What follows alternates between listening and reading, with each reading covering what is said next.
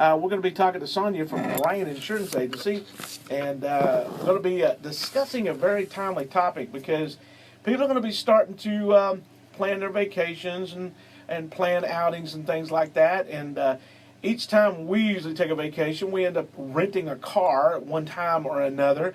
I'm in charge of yard work in our house. My wife is in charge of the insurance stuff. And for years and years and years, we'd go get these rent cars, and you always let our regular insurance cover it. But now you always get the insurance. So what's the difference? Well, I'm glad you asked. Yeah, I remember many times, standing in those lines and having to school the person there, about that. Yes, my insurance policy covers that, and I don't want to buy your insurance. And it's kind of funny because I get asked a lot of questions about insurance, but this question I get asked at least once a month, if not more. I'm going to rent a car. Should I buy the insurance that they offer? And so I thought we'd talk about that. Now, here's the thing. There's a difference between, does my policy that I have, my car, my personal or my business auto, does it cover if a rent car is damaged? There's a difference between the answer to that and, do I think you should buy the coverage that they offer at the rent car company? Because depending on, now I want to make sure that's clear, it depends on the kind of policy that you have. Mm-hmm. Many times, yes, damage to the rent car would be covered under your policy, and that has not changed. However, I think my tolerance for risk changed when we were in the 8 lanes of traffic in Los Angeles in a rent car, and nothing happened to our rent car, but I was thinking, oh my goodness, this scares me to death. I wish we would have bought that collision damage waiver. And I know you remember the exact time I'm talking about. Yeah, but that was fun, though. It was like being in a NASCAR race. It was fun, but the thing about it is, and again, we can go into the various policies and the way they might or might not cover that, and we can talk about that at a different time, because yes, very many times your personal auto and sometimes even your business auto would cover if something happens to the rent car. But here's the thing. Again, it depends on your tolerance for risk and your willing to be inconvenienced. Because what they offer at the rent car company really isn't insurance. They'll call it either a collision damage waiver or loss damage waiver, which essentially just means if something happens to that vehicle while you have it, they waive your responsibility. You're off the hook. You're off the hook. So some of the things that, people might not think about whenever you sign that rental contract, because you just want to go on vacation and have fun. Nobody sits there and reads the whole contract. Come on, let's face it, they don't. You sign it and leave. That's right, because you want to go to your vacation. But the things that are in there that, obviously if you damage it, you'd have to pay. If you don't buy the waiver, you'd have to pay to fix it. But then that vehicle has diminished in value, so you have to pay that. It's not as valuable to that rent car company anymore because it's been repaired. Then there's the time that they can't rent it out. That's called loss of use. You're responsible for that too. So while it's being fixed, you have to pay for what they could have gotten if they could have rented it out. And I'm sure they're going to jack up the price a little bit. Oh, sure they are. And so, the thing about it is that whenever you go to rent and you give them your credit card, if you damage that vehicle, they're going to charge up the limit on that credit card until that loss is settled, and that could be a long time. It could hurt your credit. There's a lot of things that could happen. It's a huge inconvenience.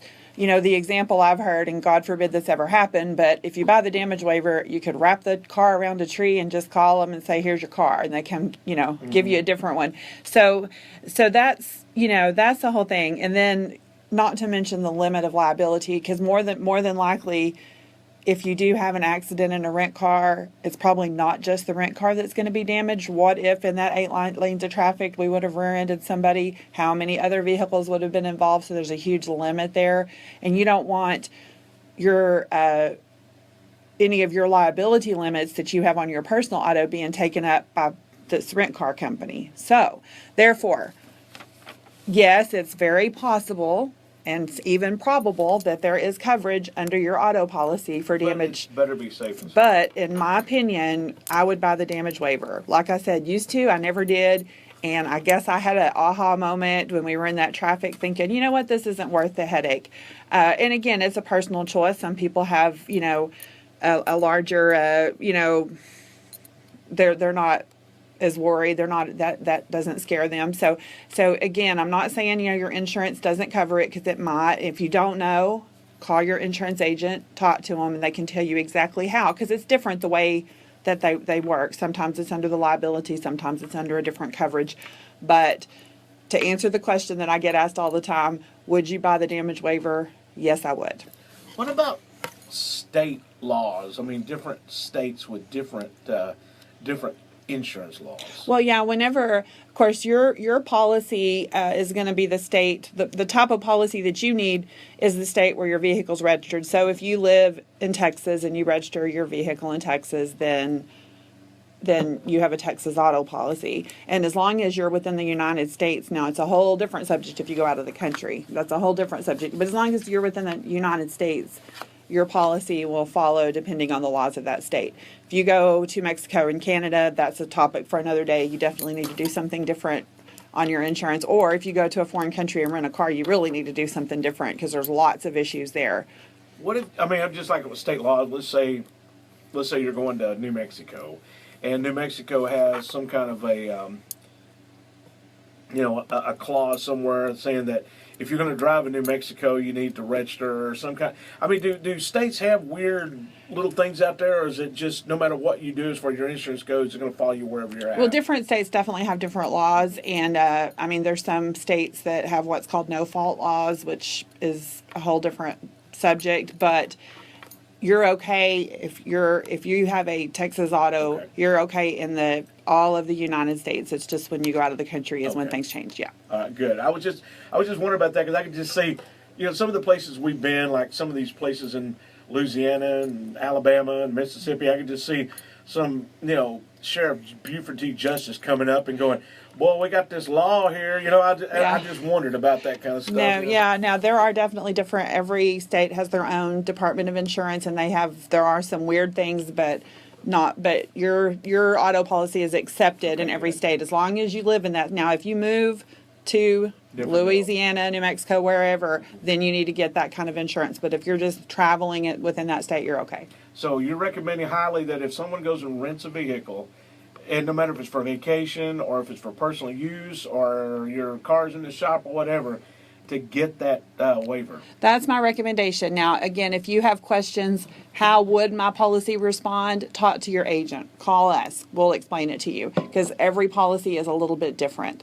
But in my general advice is buy the waiver. So that makes more sense, and it's not that expensive. It really isn't, depending on how long you're going to rent, because it's a daily charge, and it just depends on how long you're going to rent it. But sometimes it's worth the peace of mind. Well, get it done. So call Brian Insurance if you has any questions whatsoever. You can call them up at 549-2525. They're on the second story of the Sierra Bank building. And as Joe used to tell us all the time, they'll give you a free elevator ride up there to it, too. We do. Or if you're trying to get some extra step in, there's a staircase. Right. And they also got a website. Yes, www.bryanins.com. So get it done. Brian Insurance Agency, you'll be glad you did.